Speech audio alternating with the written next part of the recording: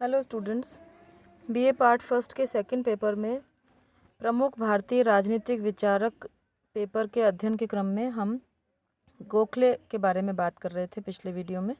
आज हम बात करेंगे गोखले ने राजनीति के आध्यात्मिकरण के विषय में क्या कुछ विचार व्यक्त किए थे। ये एक बहुत इम्पॉर्टेंट टॉपिक है एग्ज़ाम के पॉइंट ऑफ व्यू से कि राजनीति के आध्यात्मिकरण के बारे में गोखले के विचार व्यक्त कीजिए, इस तरह का क्वेश्चन एग्ज़ाम्स में आ जाता है। इसके तहत उन्होंने सर्वेंट्स ऑफ इंडिया सोसाइटी की स्थापना की थी। गोखले ने यह अनुभव किया कि देश की जनता की वास्तविक उन्नति तभी संभव है जबकि देश सेवा के प्रति समर्पित निष्ठावान व्यक्तियों का एक ऐसा वर्ग तैयार हो जो कि जनता की उन्नति को सर्वोपरि महत्व दे और उसके लिए त्याग और बलिदान की भावना से ओतप्रोत हो। इस उद्देश्य की पूर्ति के लिए गोखले ने 1905 में सर्वेंट्स ऑफ इंडिया सोसाइटी की स्थापना की। जिस समय गोखले ने इस संस्था की नींव डाली, कांग्रेस की स्थापना को 20 वर्ष हो चुके थे। सर्वेंट्स ऑफ इंडिया सोसाइटी की स्थापना के माध्यम से गोखले ने अपने राजनीतिक दृष्टिकोण को अभिव्यक्ति दी और राजनीति के आध्यात्मिकरण के अपने आग्रह को संस्थागत स्वरूप प्रदान किया।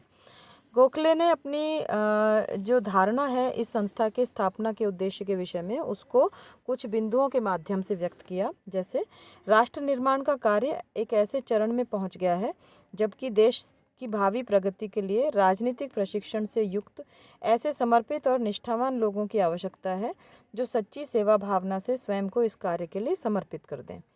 इस बात की भी आवश्यकता है कि यह भावना लोगों के मन में गहराई से प्रवेश हो कि हम पहले भारतीय हैं और बाद में हिंदू, मुस्लिम, सिख या ईसाई। लोगों के मन में जो भी स्थानीय स्वशासन की संस्थाएं और शिक्षा इनके माध्यम से राजनीतिक जागृति आई है उसके अनुसार यह कहा जा सकता है कि भावी राजनीतिक चेतना के लिए क्षेत्र तैयार हो गया है, नींव डल गई है। लेकिन भवन राष्ट्र की उन्नति का तभी तैयार हो सकता है जब इस कार्य के लिए कार्यकर्ता समर्पित हों और बलिदान देने के लिए तैयार रहें। यह निसंकोच रूप से स्वीकार किया जा सकता है कि ब्रिटिश संपर्क जो है वो भारत के लिए दैवी वरदान स्थापित हुआ है। इस कार्य में सफलता तभी संभव हो सकती है जबकि पर्याप्त संख्या में देशवासी आगे बढ़कर धार्मिक भावना से इस कार्य के प्रति स्वयं को समर्पित कर दें। सर्वेंट्स ऑफ इंडिया सोसाइटी धार्मिक भावना से अपने जीवन को देश की सेवा के प्रति समर्पित करने के लिए व्यक्तियों को प्रशिक्षित करेगी और जनता के राष्ट्रीय हितों को समस्त संवैधानिक साधनों से प्रोत्साहित और समृद्ध करने का प्रयत्न करेगी। इसी क्रम में उन्होंने जो भी संस्था की सदस्यता के इच्छुक व्यक्ति थे उनके लिए 7 संकल्प लेना अनिवार्य बताया। जैसे उसके विचार में देश को सर्वोपरि स्थान प्राप्त होगा, वह कोई व्यक्तिगत लाभ अर्जित नहीं करेगा, देश सेवा के क्रम में वह सभी भारतीयों के प्रति भाईचारे का भाव रखेगा और किसी भी भेदभाव के बिना सबकी उन्नति के लिए कार्य करेगा। स्वयं के या परिवार के जीवन यापन के लिए उन्हीं साधनों से काम चलाएगा जो उसे सोसाइटी उपलब्ध करा सके। वह एक पवित्र व्यक्तिगत जीवन व्यतीत करेगा। वह किसी भी व्यक्ति से व्यक्तिगत झगड़े में सम्मिलित नहीं होगा। वह सदैव सोसाइटी के लक्ष्यों को ध्यान में रखेगा और कोई भी ऐसा काम नहीं करेगा जो कि उसके लक्ष्यों से असंगत हो। गोखले ने यह व्यवस्था भी की कि सोसाइटी में प्रवेश के पश्चात प्रत्येक सदस्य को आत्म अनुशासन के गुण के विकास के लिए 5 वर्ष का एक विशेष प्रशिक्षण जो है वो प्रदान किया जाएगा। इसके पश्चात विकेंद्रीकरण के बारे में भी उनके विचार थे जो कि उन्होंने हॉब हाउस आयोग के समक्ष साक्ष्य दिया। उससे उनके उस समय पर जो उन्होंने विचार व्यक्त किए उससे यह पता चलता है कि विकेंद्रीकरण के प्रति उनका किस प्रकार का आग्रह था। गोखले ने अपने साक्ष्य में भारत में प्रशासन के उच्चतर स्तरों पर शक्तियों के केंद्रीकरण पर गंभीर रूप से आपत्ति प्रकट की।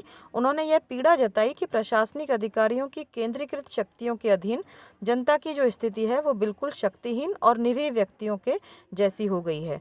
उन्होंने अपने साक्ष्य में यह स्पष्ट किया कि मैं समझता हूँ कि देश में ऐसी स्थिति उत्पन्न हो गई है जबकि जनता के हितों की पूर्ति के लिए और प्रशासन की बढ़ती हुई अलोकप्रियता को रोकने के लिए कर देने वाली जनता के प्रतिनिधियों को प्रांतीय मामलों के संचालन और प्रशासन में वास्तविक हस्तक्षेप की क्षमता प्रदान की जाए और इस उद्देश्य के लिए की जाने वाली व्यवस्था को न केवल वर्तमान आवश्यकताओं की पूर्ति के लिए उपयुक्त बनाया जाना चाहिए, अपितु यह संभावना भी होनी चाहिए कि उस व्यवस्था का भविष्य की बढ़ी हुई अपेक्षाओं के अनुरूप विस्तार और परिमार्जन किया जा सके।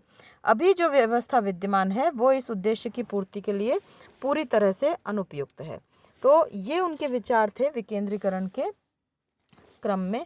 उनका ही कहना था, उन्होंने 3 बिंदुओं के बारे में और बात की जो कि उनके इस विचार को आगे व्यक्त करता है कि सभी महत्वपूर्ण प्रांतों में गवर्नर की नियुक्ति होनी चाहिए और उसकी सहायता के लिए एक कार्यकारी परिषद की स्थापना हो जिसके 3 या 4 सदस्य हों।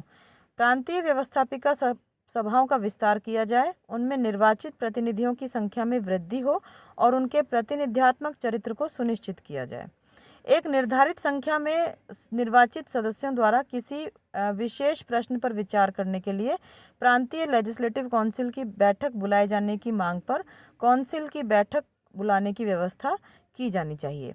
तो इस स्थिति में विकेंद्रीकरण की योजना के जो विभिन्न पक्ष थे उनको उन्होंने कुछ बिंदुओं के माध्यम से भी व्यक्त किया कि आर्थिक विकेंद्रीकरण जो है उसकी गंभीर आवश्यकता है देश में और प्रांतीय और केंद्रीय आय और व्यय को पूरी तरीके से कैटेगराइज कर दिया जाना चाहिए। भू राजस्व, आबकारी और वन संपदा पर राजस्व प्राप्ति का अधिकार प्रांतों के पास होना चाहिए। आपातकालीन स्थिति का सामना करने के लिए वायसरॉय को प्रांतीय वित्त के विषय में स्वविवेकी शक्तियाँ जो हैं वो प्रदान की जानी चाहिए। फिर प्रशासनिक विकेंद्रीकरण के बारे में गोखले ने सुझाव दिया कि सेना, प्रतिरक्षा, परराष्ट्र संबंध, मुद्रा, कस्टम, डाक, तार, रेलवे, सामान्य करारोपण और सामान्य व्यवस्थापन जो है इस तरह के सभी कार्य भारत सरकार के नियंत्रण में रहने चाहिए। गोखले ने जिला स्तर पर भी विकेंद्रीकरण की आवश्यकता पर बल दिया। वो जिले के मालिक के रूप में कलेक्टर की भूमिका के गंभीर आलोचक थे। उन्होंने ग्रामीण स्तर पर पंचायतों की स्थापना पर बल दिया और तालुका के स्तर पर स्थानीय तालुका बोर्ड गठित किए जाने को आवश्यक माना। फिर रंग भेद का भी उन्होंने विरोध किया। दक्षिण अफ्रीका में भारतीयों के प्रति जो भूमिका थी उसके वो सख्त खिलाफ थे। उनका जो सुधारों का प्रारूप उन्होंने दिया उसको गोखले का राजनीतिक वसीयतनामा इस तरह से भी जाना जाता है।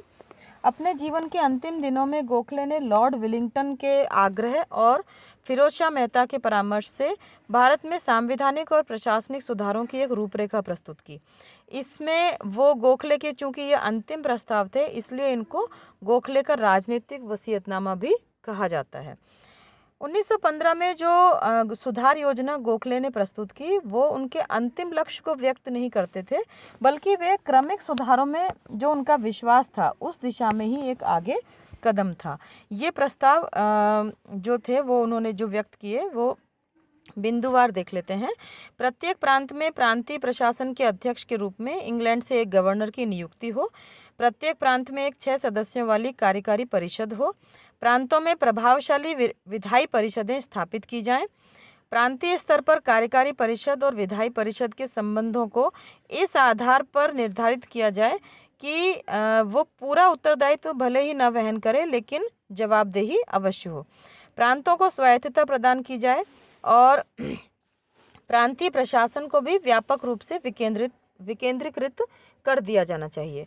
केंद्रीय सरकार के स्तर पर वायसरॉय की कार्यकारी परिषद के विद्यमान स्वरूप में परिवर्तन किया जाए, जिनमें और ऐसे 6 सदस्य सम्मिलित हों जिनमें से कम 2 सदस्य जो हैं वो भारतीय हों। इंपीरियल लेजिस्लेटिव काउंसिल का नाम बदलकर उसे भारत की विधानसभा का नाम दे दिया जाए।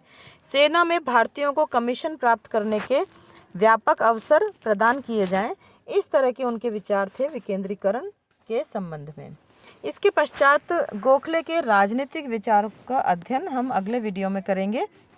जो कुछ भी उन्होंने विचार व्यक्त किए हैं, प्रमुख बिंदु उनका जो मेन इम्पोर्टेंट क्वेश्चन बनते हैं वो है गोखले ने जो आर्थिक सुधार के बारे में जो भी विचार प्रस्तुत किए, फिर गोखले का राजनीतिक वसीयतनामा और गोखले के राजनीतिक विचार, ये जो हैं वो 2-3-4 इम्पॉर्टेंट टॉपिक्स बनते हैं गोपाल कृष्ण गोखले विचारक जो दिया गया है आपके सिलेबस में।